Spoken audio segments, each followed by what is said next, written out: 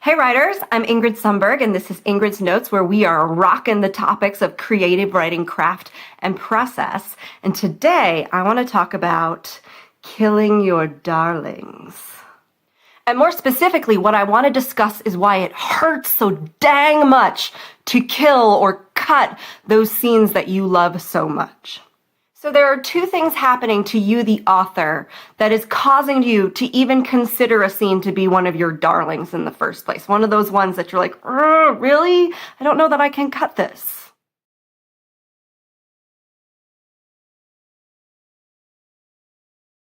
So the first thing that often happens in darling scenes for the author is that while you were writing it, you discovered something really important to your character and his or her development or the story as a whole. In general, you probably had some sort of aha moment while you were writing.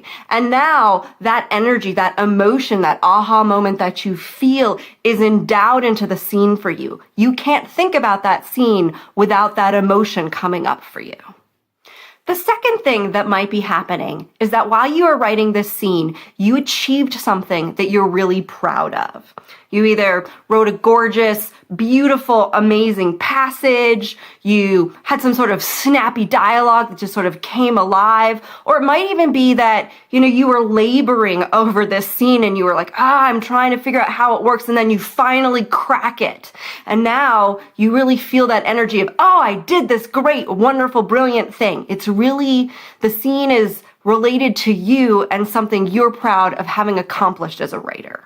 So darling scenes usually either have one, something you've discovered that now is an emotional attachment you have to the scene, or two, you're really proud of some writing that you've done in the scene.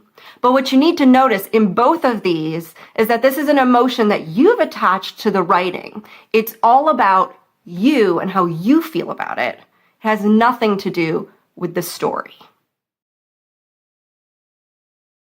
And what you'll notice, what we've forgotten to consider is the reader. And the truth is, the reader doesn't care that you discovered something in the scene or that you think this is a particularly good piece of writing. What the reader cares about is the story. The reader cares about their own personal experience as they're reading. And that's what you really need to do when you're in revision. You need to think about the reader's experience and what the reader needs to know. Have you told them something already, and this is now redundant information? Have you not told them something, and you're keeping in information that maybe they don't even need, but they need to get to something else faster and sooner?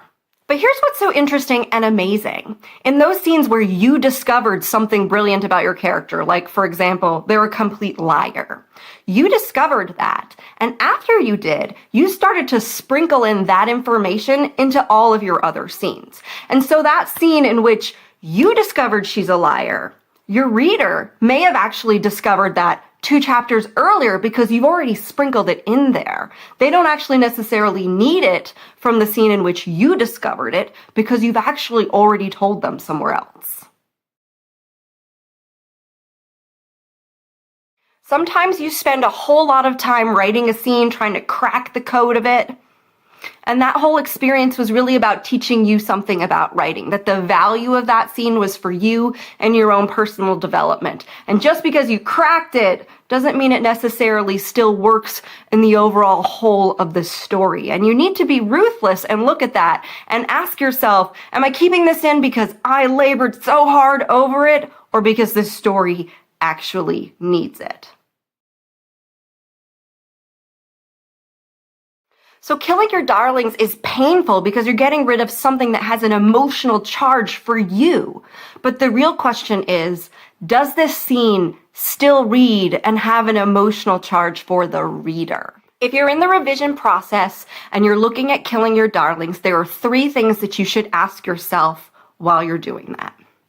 1, is the reader going to be emotionally involved in this scene? What is the reader's experience? 2, is this scene important to my character's development and the story's development?